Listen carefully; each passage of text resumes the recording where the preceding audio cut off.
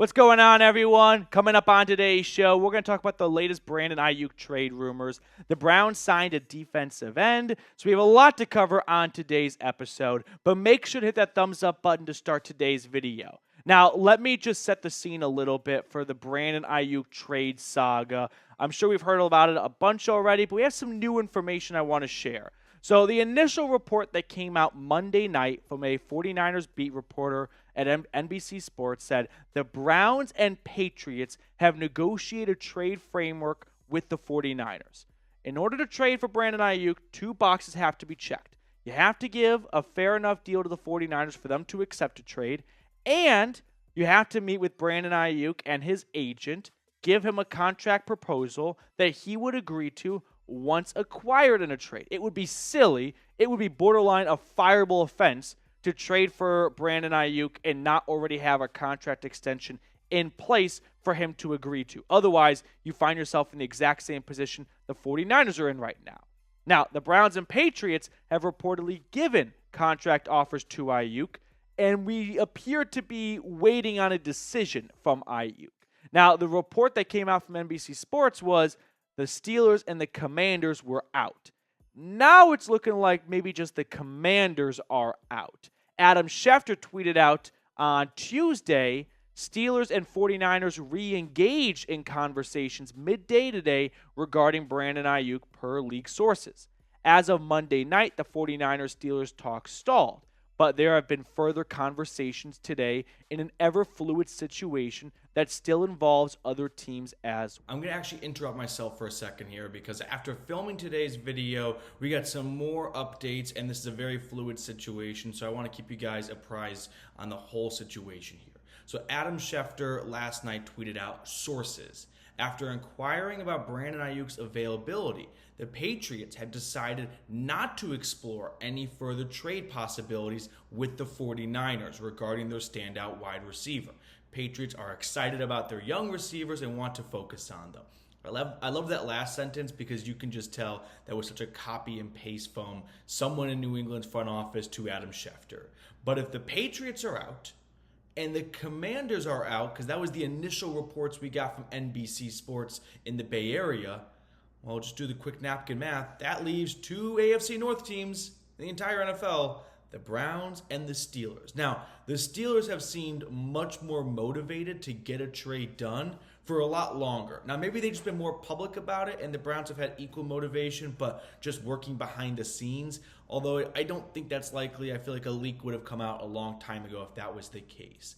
So it looks like it'll come down to the Browns versus the Steelers. Both these, teams I don't think are going to be rushing to overpay for Aiyuk, whereas I could see a team like the Patriots who has a lot more cap space and a lot younger of a roster might be more willy-nilly to throw things around. So with the Patriots being out, we have to wait and see who, I wouldn't say Aiyuk picks, but which team can put together a better trade offer for San Francisco, because now you got two teams bidding against one another, and I don't expect Andrew Berry to get into a bid war and end up overpaying. He's going to put the offer he's comfortable out with, and if the 49ers take it, sweet. If not, I think Andrew Berry is very confident in the rest of this roster without Brandon Aiyuk. So we're down to two teams, it looks like. I'm going to throw it back to old me right now with more on this. I'll just say this. This is chaos. It's not even organized chaos. It is just chaos right now. And I don't know if they want this chaos to end as soon as possible or for it to be dragged out a little bit, because it is August. People are going to try and feed you a line of BS that with the preseason back, football is back, but it's really not, because even your diehard football fans, when the second half of a preseason game rolls around, can start to have their eyes start to flutter a little bit and maybe close. But I enjoy the chaos because it's something to, really enjoy, or it's something to latch onto during the slowish portion of the preseason. But regardless, it's chaos. Now, I have a couple of theories. Theory number one, the 49ers are letting Brandon Aiyuk test the market to see that their offer is fair. It's very rare for a team to let their player and their agent go speak with other teams and negotiate a contract. Without permission from the team, it's just blatant tampering. But the fact that the 49ers are doing this could mean one of two things. One, it's my first theory here. that the 49ers have presented Aiyuk a contract extension. Aiyuk wants more money. So the team goes, you know what? If you think you can get more money elsewhere, have at it. And if you can, and that team gives us a fair trade offer, we'll make it happen. But we think you're going to find from other teams, you're not getting any more money than we're offering you. You can look at the top 10 highest paid receivers in football. My gut tells me Aiyuk wants to be a $30+ million man. And maybe the 49ers don't want to go above $29.9 million. But I think they gave Aiyuk permission to seek a trade and talk to other teams about a contract extension because he's going to come crawling back and go, man, I was in the Super Bowl last year and you're offering me about the same as other teams that weren't in the Super Bowl last year. Yeah, I think I'll actually take your initial offer and stay here. That's theory number one. Now, what could make this theory a little bit interesting is maybe the Browns give Aiyuk a different type of contract than the 49ers. A contract that is rooted in guaranteed money, something they did with Deshaun Watson. And maybe Aiyuk is looking for $33, $32, $31 million from the Niners, and maybe he doesn't find that with the Browns. Maybe he finds $28 million a season. However, maybe the Browns give him $100 million guaranteed, 20 to 25 more than the Niners. And he goes, yeah, I'll take the $100 million right now over potential more money over the long run. Theory number two. Maybe the 49ers are just fed up with Brandon Aiyuk and just want to get a trade done. And if that is the case, the Browns should be doing a lot of digging, a lot of research as to why the 49ers are putting their hands up and are done with a 25-year-old all-pro wide receiver. What are you inheriting that a team that was in the Super Bowl last year, fueled by 1,300 yards and 7 touchdowns from Aiyuk, a huge catalyst in that NFC Championship game comeback, are moving on from? That is a question that the Browns must answer before giving up draft capital and a huge contract. I don't know the answer to that question, but the Browns need to know the answer to that question before they make a trade. Theory number 3, this one's a little bit sinister of me. What if the Browns just saw that the Steelers are really get invested in Brandon Aiyuk and decided, you know what? Let's just F around and toss our hat in the mix. We can dangle some money, kind of stretch the contract out a little bit, and just jack up the rent on the Steelers. That wouldn't be something I'd put past Jimmy Haslam and Andrew Berry. If they're like, yeah, we could just say we're interested, tell Brandon Aiyuk, I think we could give you $100 million guaranteed, back out, just go, you know what, we thought about it, we slept on it, we really like Amari Cooper, best of luck, Aiyuk. And Aiyuk goes to the Steelers the next day and goes, so the Browns were going to give me $100 million. Can you give me $100 million? It's like, well, shitballs.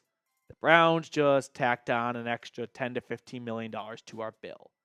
This one's probably not that very likely, but it's fun to live in that world a little bit.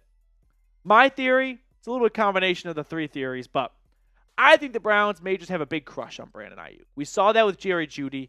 They were persistent in their pursuit of Jerry Jeudy for over a year, ultimately landing him this offseason after trying to land him in previous offseasons or trade deadlines.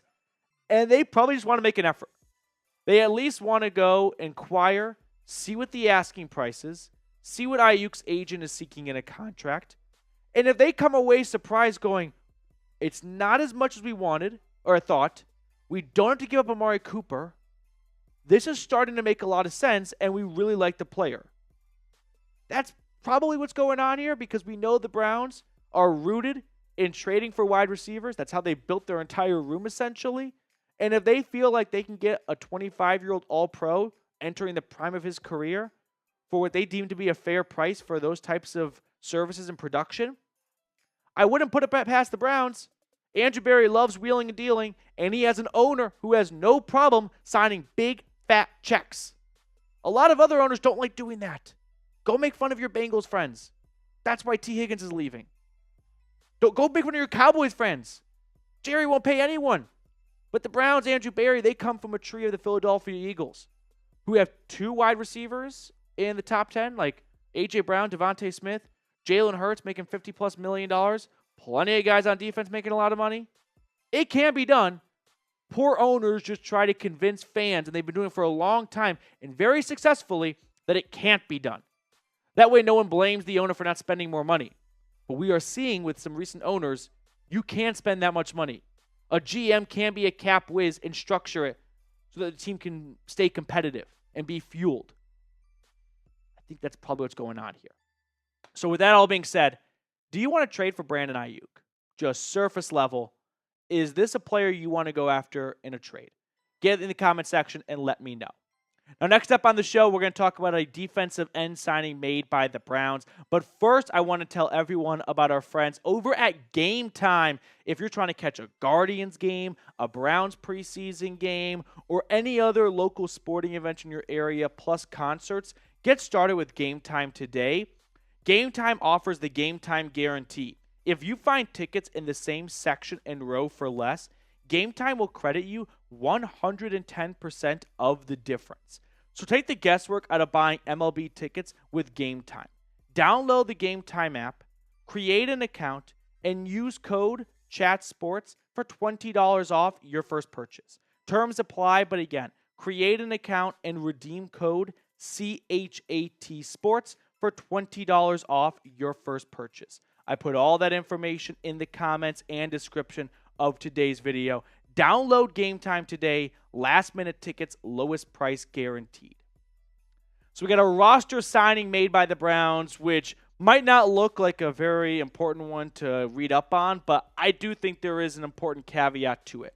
But first, some background on Marcus Haynes. He was signed as a UDFA by the Broncos last year out of Old Dominion. He eventually wound up on their practice squad. Then he went over to, I think it was the Houston Texans. He was released by them. Way by Houston, yeah. And then he spent some time in the UFL, one of the spring leagues with the Birmingham Stallions, I think it was. That sounds right. But that's the rap sheet of Marcus Haynes. There's not a whole lot to know about him. No NFL regular season experience. So this is a guy who's fighting for a practice squad spot in all realistic outcomes here. But the reason why I wanted to share this signing with you is them signing a defensive end the day after Za'Darius Smith gets injured in practice.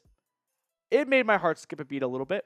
I am getting very tired of all the injuries. Now, the good news is Za'Darius Smith suffered a knee bruise. He bumped knees with Jerome Ford.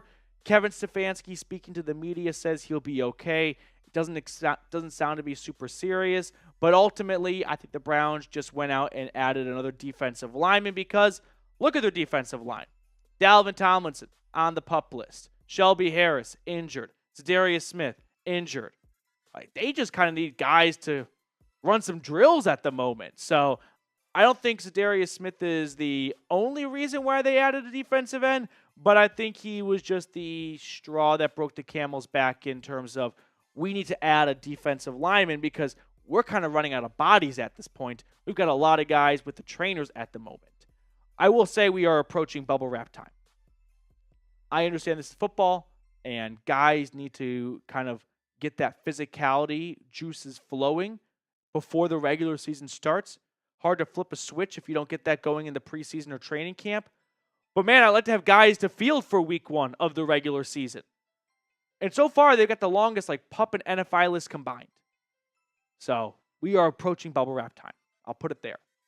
All right, before we get on out of here, I just want to remind everyone to go ahead and subscribe to the channel. We're going to keep you guys up to speed on all injury news, trade rumors, all that good stuff. So help us continue to grow as a channel and get to our next milestone, 36,000 subscribers. A few other notes, though, first. So Deshaun Watson will not play in the preseason opener this upcoming weekend. Kevin Stefanski announced that, so we'll have to wait maybe another week for Watson. I'd like to see Deshaun Watson play in a preseason game this year. Hasn't played since November. That's a long time away from football. And before that, he had missed a lot of football. I just think he needs to get back on the field. I think it would be very beneficial for him because he needs to not learn how to play in the huddle, but just get back in the rhythm of the nuances to the game. So for me, I would personally lean on the side of get Watson out there for a series, a quarter. Get him some experience before week 1 against Dallas. All right, before we let you guys get on out of here, I just want to say thank you to everyone who showed up to our Browns Report meet and greet this past Thursday. It was a huge success. It was such an honor to hang out, share drinks, have some food with some longtime viewers of the channel. It was very enjoyable for me to put some faces to names because all of you beautiful viewers are just names and YouTube avatars in the chat to me. So it was so great to hang out, talk brownies, and like I said, just get to know everyone a little bit better. So to everyone who showed up, to Max, his dad, the Thompson family, to everyone who came and hung out with us, Dylan Sutcliffe, Mike Dibble, Tim Green, Christophyra, the name goes, Scorpion, the list goes on and on. I'm sorry if I forgot your name, but thank you to everyone who showed up. Do I have everyone? I think I do. But Joshua Miller, the question master, thank you once again for everyone coming out, hanging out with us. It was a blast. It was such a big success. I can't wait to do it again next year. So if you missed us this year, make sure to mark your calendars for sometime next summer. Don't book a single trip because you've got a Browns Report channel get together. So sorry.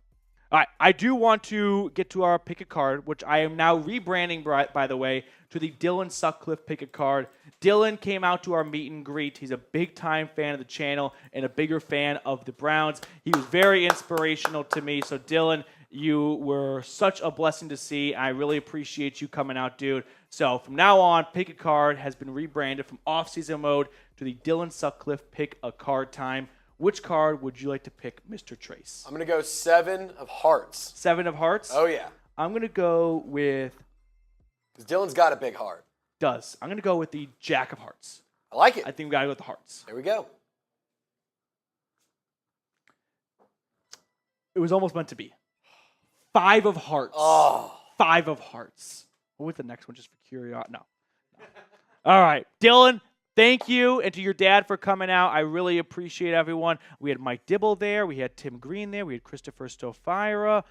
We had so many awesome members of the channel, longtime viewers come out. So thank you to everyone who came out and supported us here. And make sure to like the video, subscribe, all that good stuff. And we'll see you all next time here on the Cleveland Browns Report.